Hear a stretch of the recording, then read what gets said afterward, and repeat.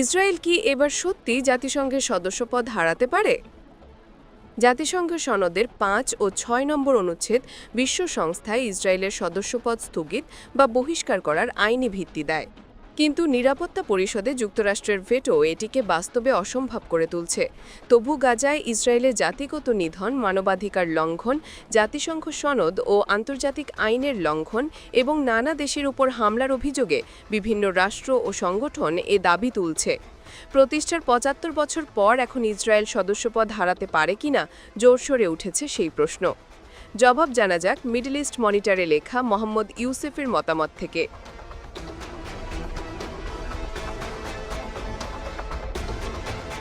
২০২৪ সালের ২৪ নভেম্বর চিলির বেশ কয়েকটি নাগরিক সংগঠন জাতিসংঘ থেকে ইসরায়েলকে বহিষ্কারের দাবি তুলে একটি প্রচারাভিযান শুরু করেছে।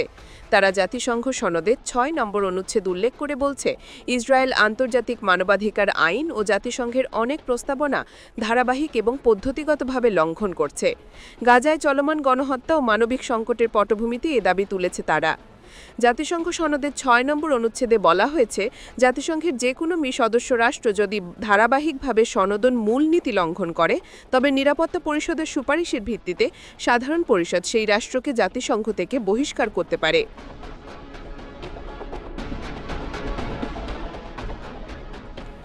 তবে এ ধরনের দাবি এবারই প্রথম নয়। গত সেপ্টেম্বরে কাতারে ফিলিস্তিনি স্বাধীনতাকামী সংগঠন হামাসের কর্মকর্তাদের লক্ষ্য করে ইসরায়েলের বিমান হামলার পর পাকিস্তান ও জাতিসংঘে দেশটির সদস্যপদ স্থগিত বা বহিষ্কার করার দাবি তোলে। পাকিস্তান বলেছে, ইসরায়েল আন্তর্জাতিক আইন লঙ্ঘন এবং আন্তর্জাতিক শান্তি ও নিরাপত্তার জন্য হুমকি সৃষ্টি করছে। পাকিস্তানের জাতিসংঘ দূত সতর্ক করেন, ইসরায়েলের এ ধরনের কর্মকাণ্ড আঞ্চলিক স্থিতিশীলতা ও বৈশ্বিক শৃঙ্খলার জন্য বিপজ্জনক।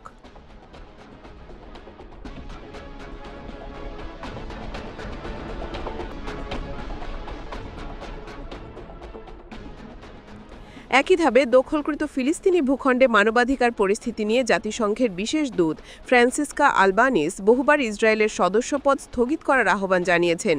তিনি উল্লেখ করেন, ইসরায়েল ফিলিস্তিনিদের বিরুদ্ধে গণহত্যা ও জাতিসংঘের স্থাপনায় হামলা চালিয়েছে, জাতিসংঘ সনদ লঙ্ঘন করেছে এবং বিশ্ব সংস্থাকে সন্ত্রাসী সংগঠন হিসেবে আখ্যায়িত করেছে। জাতিসংঘ সনদের দুটি অনুচ্ছেদে সদস্য রাষ্ট্রের পদ স্থগিত বা বহিষ্কার করার বিধান রয়েছে। ৬ নম্বরে বহিষ্কার আর ৫ নম্বরে সদস্যপদ স্থগিত করা নিয়ে আলোচনা করা হয়েছে। পাকিস্তান বলেছে, ইসরায়েল আন্তর্জাতিক আইন লঙ্ঘন এবং আন্তর্জাতিক শান্তি নিরাপত্তার জন্য হুমকি সৃষ্টি করছে। পাকিস্তানের জাতিসংঘ দূত সতর্ক করেন, ইসরায়েলের এ ধরনের কর্মকাণ্ড আঞ্চলিক স্থিতিশীলতা ও বৈশ্বিক শৃঙ্খলার জন্য বিপজ্জনক।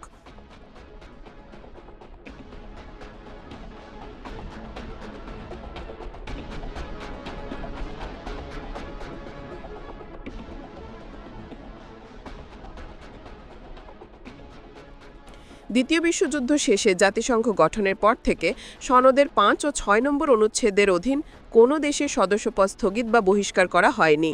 তবে দক্ষিণ আফ্রিকার বর্ণবাদী নীতির কারণে সাধারণ পরিষদের ক্রেডেনশিয়াল কমিটি দেশটির প্রতিনিধি দলের পরিচয়পত্র বাতিলের সুপারিশ করলে তারা সাধারণ পরিষদের অধিবেশনে অংশ নিতে পারেনি। ইতিহাসে ইসরায়েলকে জাতিসংঘ থেকে বহিষ্কার করার কয়েকটি চেষ্টা করা হয়েছিল, কিন্তু রাজনৈতিক চাপ ও ভেটো হুমকির কারণে সবকটিই ব্যর্থ হয়। প্রথম বড় প্রচেষ্টা ছিল ১৯৭৫ সালে, যখন আলজেরিয়া ও সিরিয়া ইসরায়েলি সদস্যপদ স্থগিত করতে যৌথ উদ্যোগ নেয়। এর জন্য নিরাপত্তা পরিষদের সুপারিশের প্রয়োজন ছিল, কিন্তু যুক্তরাষ্ট্রের ভেটোর হুমকিতে উদ্যোগটি থেমে যায়। পরে ইসরায়েলকে বিচ্ছিন্ন করতে বিকল্প পথ খোঁজা হয়। ফলস্বরূপ ১৯৭৫ সালে নভেম্বর মাসে জাতিসংঘ সাধারণ পরিষদ প্রস্তাব ৩৩৫ পাশ করে। প্রস্তাবটিতে জায়োনিজমকে, অর্থাৎ ফিলিস্তিনি ভূখণ্ড দখল করে জাতীয়তাবাদী ইহুদি রাষ্ট্র প্রতিষ্ঠার আন্দোলনকে বর্ণবাদ ও জাতিগত বৈষম্যের একটি রূপ ঘোষণা করা হয়।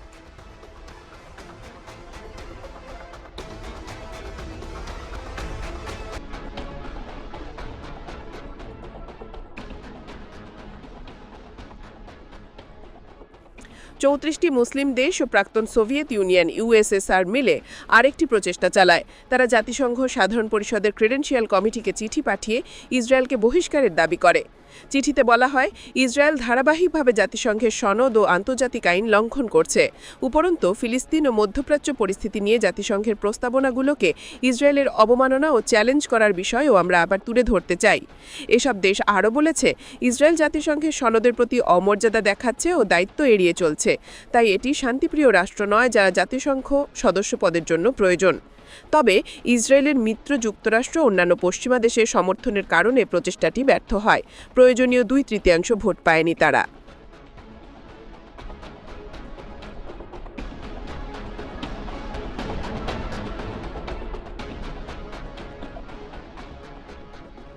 দু সালে Israeli parliament Knesset nation state bill pass করে। বিলের 1 নম্বর অনুচ্ছেদে বলা হয়, ইসরায়েলের ভূমি ইহুদি জনগণের ঐতিহাসিক মাতৃভূমি। ফিলিস্তিনি কর্তৃপক্ষের প্রেসিডেন্ট মাহমুদ আব্বাস এই আইনকে অবৈধ, বর্ণবাদী ও বৈষম্যমূলক আখ্যা দেন। পরে ফিলিস্তিনি কর্তৃপক্ষ ইসরায়েলকে জাতিসংঘ থেকে বহিষ্কারের উদ্যোগ নেয়, তবে যুক্তরাষ্ট্র জাতিসংঘের তহবিল বন্ধের হুমকি দিলে এ উদ্যোগও থেমে যায়। ইসরায়েল ধারাবাহিকভাবে জাতিসংঘের সনদ ও আন্তর্জাতিক আইন লঙ্ঘন করছে। উপরন্তু ফিলিস্তিন ও মধ্যপ্রাচ্য পরিস্থিতি নিয়ে জাতিসংঘের প্রস্তাবনাগুলোকে ইসরায়েলের অবমাননা ও চ্যালেঞ্জ করার বিষয়েও আমরা আবার তুলে ধরতে চাই। এসব ইতিহাস থেকে বোঝা যায় ইসরায়েলকে জাতিসংঘের বহিষ্কারের দাবি আইনি ভিত্তি রাখে, কিন্তু রাজনৈতিক চাপ ও প্রাতিষ্ঠানিক বাধা এটিকে বাধাগ্রস্ত করছে। কোনো বাস্তব প্রস্তাব কার্যকর করার জন্য প্রয়োজন নিরাপত্তা পরিষদের অনুমোদন এবং 5 স্থায়ী সদস্যের কারো ভেটো না দেওয়া। বর্তমান বৈশ্বিক রাজনৈতিক অবস্থান এবং কিছু P5 দেশের ইসরায়েলকে সমর্থনের বিবেচনায় এ ধরনের প্রস্তাব পাশ হওয়ার সম্ভাবনা কম।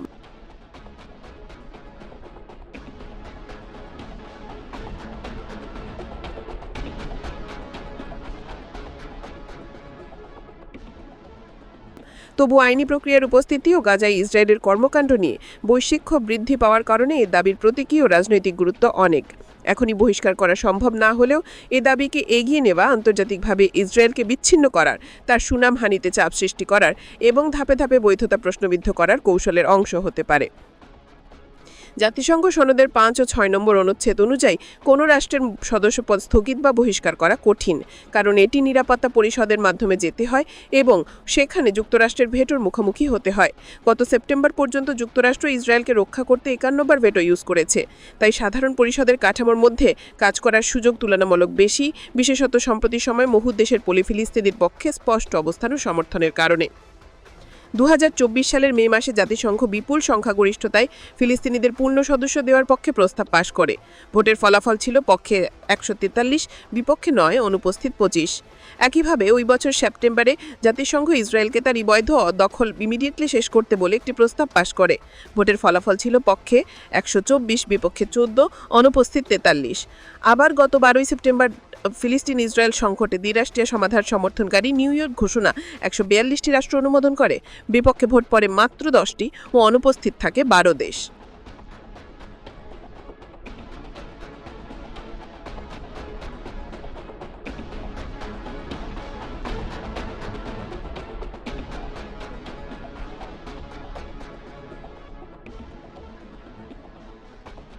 দক্ষিণ আফ্রিকার মতো ইসরায়েলের প্রতিনিধি দলের পরিচয়পত্র বাতিলের সুপারিশ করে জাতিসংঘ সাধারণ পরিষদে ক্রেডেনশিয়াল কমিটিতে চিঠি পাঠিয়ে তা 2/3 ভোটের মাধ্যমে বাতিল করা যেতে পারে। জাতিসংঘে ফিলিস্তিনিদের অধিকারের জন্য বিশ্বজুড়ে সমর্থন বৃদ্ধি পাওয়ার কারণে এই প্রক্রিয়া সফল হওয়ার সম্ভাবনা বেশি। আরেকটি উপায় হল ইউনাইটিং ফর পিস প্রস্তাবের ব্যবহার। 1950 সালের 3রা নভেম্বর কোরিয়া যুদ্ধের সময় এটি গৃহীত হয়েছিল। নিরাপত্তা পরিষদ ভেটোর কারণে যদি অচল হয়ে যায়, তখন সাধারণ পরিষদকে ক্ষমতাবান করার উদ্দেশ্য ছিল।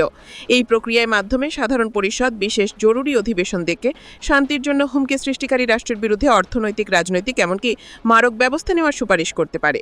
ঐতিহাসিক ফিলিস্তিনের ভূখণ্ড দখল করে নিজেকে রাষ্ট্র ঘোষণা করার পর থেকে ইসরায়েলকে বারবার যুদ্ধাপরাধী, জাতিগত নিধন ও জাতিসংঘ সনদ লঙ্ঘনের অভিযোগে অভিযুক্ত করা হয়েছে। এটি আন্তর্জাতিক শান্তির জন্য বড় হুমকি। 2023 সালের 7 অক্টোবর থেকে আজ পর্যন্ত 1 লাখেরও বেশি ফিলিস্তিনিকে হত্যা করেছে ইসরায়েল। 19 লাখেরও বেশি গাজাবাসী ও ওয়েস্টার্ন ব্যাংকের হাজার হাজার মানুষকে জোরপূর্বক বাস্তুচ্যুত করা হয়েছে। গাজার স্বাস্থ্য এবং শিক্ষা ব্যবস্থা ব্যাপকভাবে ধ্বংস হয়েছে। গত 1 বছরে কম সময়ে ইসরায়েল লেবানন, সিরিয়া, ইয়েমেন, কাতার, ইরান, তুনিশিয়া ও দখলকৃত ফিলিস্তিনি ভূখণ্ড সহ 7টি দেশ অঞ্চলের সার্বভৌমত্ব লঙ্ঘন করে হামলা চালিয়েছে। ওয়েস্টার্ন ব্যাংক এবং সিরিয়াতে দখলদারি ও অবৈধ ইহুদি বসতি সম্প্রসারণ অব্যাহত রেখেছে। আইন করে ওয়েস্টার্ন ব্যাংক দখল করার ঘোষণা করেছে এবং অনির্দিষ্টকালীন মহিমার সামরিক উপস্থিতি বজায় রাখার পরিকল্পনা করছে।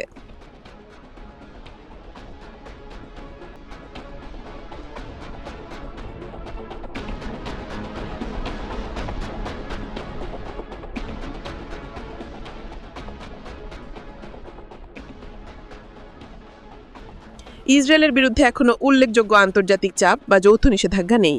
এই পরিস্থিতিতে জাতিসংঘ ও আন্তর্জাতিক সম্প্রদায় অর্থাৎ রাষ্ট্র ও এনজিওদের সম্ভব সব উপায় সর্বোচ্চ চাপ প্রয়োগ করা উচিত। ইসরায়েলের সদস্যপদ স্থগিত বা তাকে বহিষ্কার করার দাবি শুধু কথার কথা নয়, এটি জাতিসংঘ সনদের 5 ও 6 নম্বর অনুচ্ছেদে স্পষ্ট ভাষার উপর ভিত্তি করেও প্রতিষ্ঠিত হচ্ছে। ইসরায়েলের বর্ণবাদী শাসনের বিরুদ্ধে ফিলিস্তিনিদের দীর্ঘ বৈধ সংগ্রামের সংকটময় যুগে জাতিসংঘ থেকে ইসরায়েলকে বহিষ্কার, সদস্যপদ স্থগিত করে সাধারণ পরিষদে তাদের প্রতিনিধি দলের পরিচয়পত্র বাতিলের দাবি শুভ ন্যায়সঙ্গত নয়, চলমান গণহত্যা এবং গুরুতর মানবাধিকার লঙ্ঘন বন্ধ করার জন্য অপরিহার্য। জাতিসংঘের মাধ্যমে আন্তর্জাতিক সম্প্রদায় ও রাষ্ট্রগুলোর দায়িত্ব হলো তাদের কূটনৈতিক প্রতিশ্রুতিকে কার্যকর পদক্ষেপে রূপান্তর করা, ইসরায়েলকে রাজনৈতিক আইনে, অর্থনৈতিক ও দ্বীপনৈতিকভাবে বিচ্ছিন্ন করা এবং জাতিসংঘ সনদ ও আন্তর্জাতিক আইন লঙ্ঘনের জন্য দায়ী করা।